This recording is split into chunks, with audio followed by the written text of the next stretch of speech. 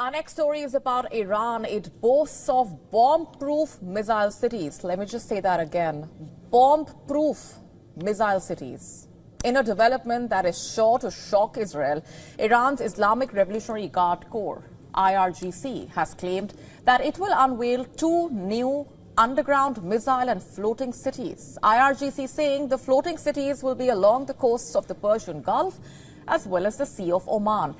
They will accommodate a broad range of cruise and ballistic missiles. The regime has also said that it is ready for war but will not initiate any war in the region.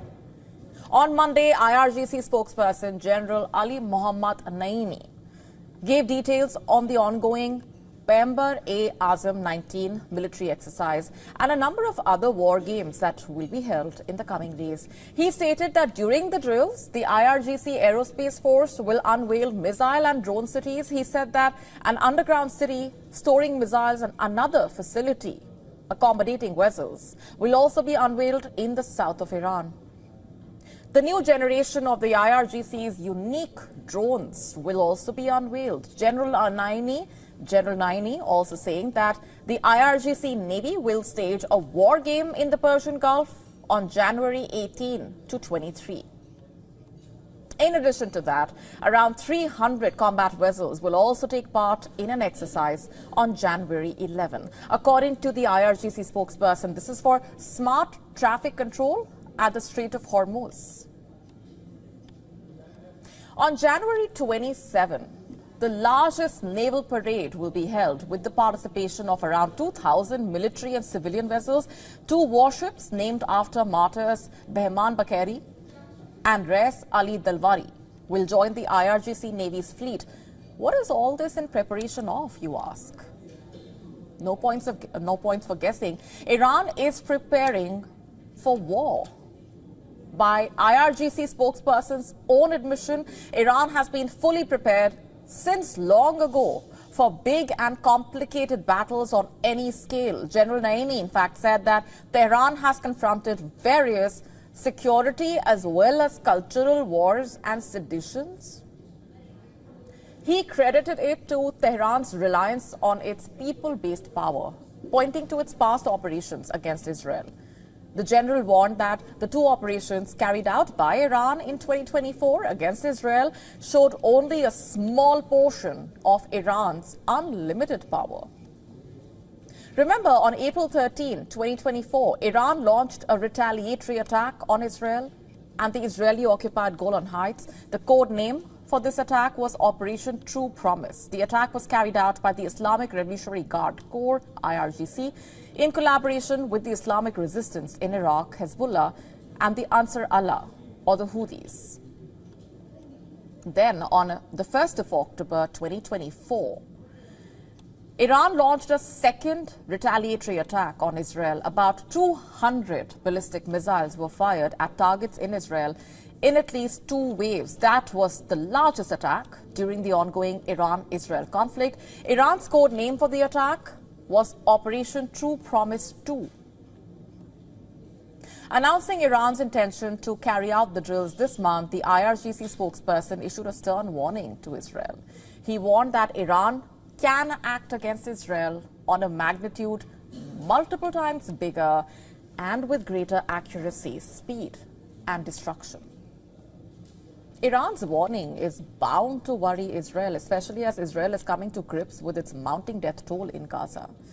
On Monday, 2 Israeli soldiers were killed, 4 others were seriously injured in fighting in the northern Gaza Strip. Both soldiers served in the Nahal Brigade's 932nd Battalion.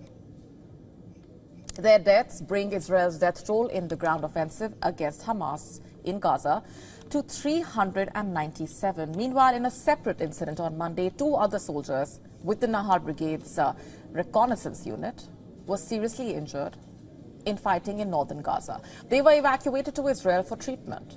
Remember, Israel and Hamas have been at war for nearly 15 months now. According to the United Nations, in the Gaza Strip, Israel has waged one of this century's most destructive wars, killing tens of thousands and plunging at least half of the population into famine-like conditions.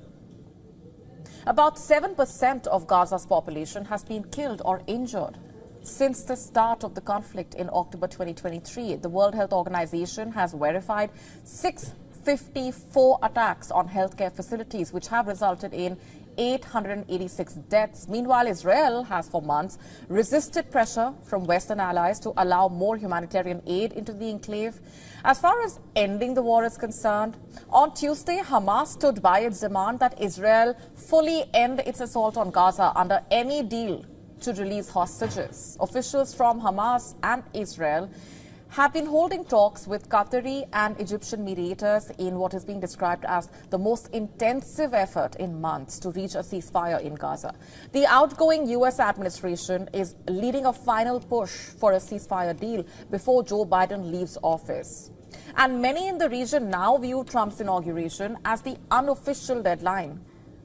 But with the clock ticking, both sides are digging in their heels and continue to accuse the other of blocking a deal by adhering to conditions that torpedoed peace efforts for more than a year. And our next story is about women's emancipation in the Vatican. Pope Francis has named the first woman to head a major Vatican office. The Pope has appointed an Italian nun to become prefect of the department responsible for all the Catholic Church's religious orders. This is a key milestone for women's empowerment. You see, the appointment marks a major step in Pope Francis's aim to give women more leadership roles in governing the Church. It is a historic move. Sister Simona Brambilla is the first woman prefect in the Vatican. Let's just tell you more about what the move really means and why it's hugely significant.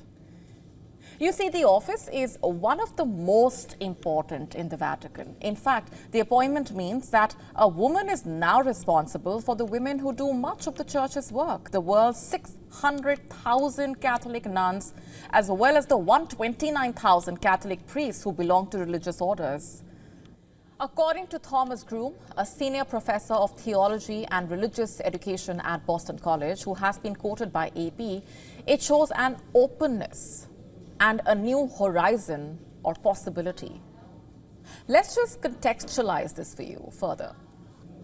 Sister Simona Brambilla's appointment is the latest move by Pope Francis to show by example how women can take leadership roles within the Catholic hierarchy.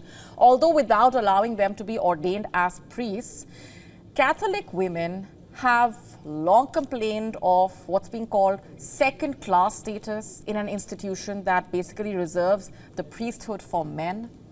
Pope Francis made Sister Simona Brambilla's appointment possible with his 2022 reform of the Holy See's founding constitution, which allowed lay people, including women, to head a diocesary and become prefects.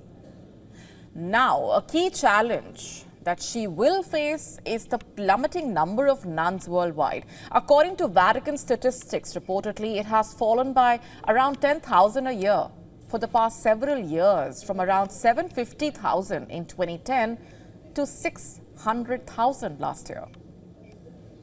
While Pope Francis has upheld the ban on female priests, there has been a marked increase in the percentage of women working in the Vatican during his papacy, including in leadership positions, from 19.3% in 2013 to 23.4% today. This is as per statistics reported by the Vatican News. Among the women holding leadership positions are Sister Raffaella Petrini, the first ever female Secretary General of the Vatican City State, responsible for the territory's healthcare system, police force, and main source of revenue, the Vatican museums, which are led by a laywoman, Barbara Giutta. Another nun, Sister Alessandra Smerilli, is the number 2 in the Vatican Development Office, while several women have been appointed to under-secretary positions. Let me now ask you a question. What's your New Year tradition? Perhaps to indulge in some delicacies when you start off the year. Now, does that entail certain kinds of fish? What kind do you like? Have you heard of the Onodera group? a Michelin-starred sushi chain, paid a whopping 207 million yen, which is roughly $1.3 million, for a bluefin tuna at Tokyo's renowned fish market auction.